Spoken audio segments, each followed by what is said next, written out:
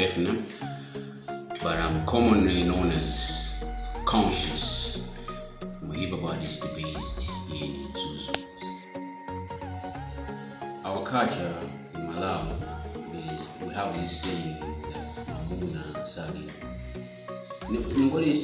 it is even known this way for a man to actually express his vulnerability.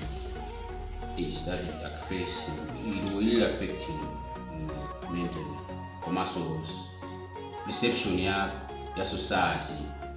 It's gonna look at that person who has expressed his vulnerability, that man who has expressed his vulnerability as a very coward person. Every entity, whether it is a school, whether it is a hospital, a community, even in my churches, when we talk of issue of mental health, energy and mind, that's the essence of life itself. That's what drives our commerce, what drives our everyday life. So if somebody's mindset is poor, it doesn't alone. I don't think he or she can be able to do anything. So we need more platforms. We need some sort of a setup where people will be motivated. They should take care of their mental health.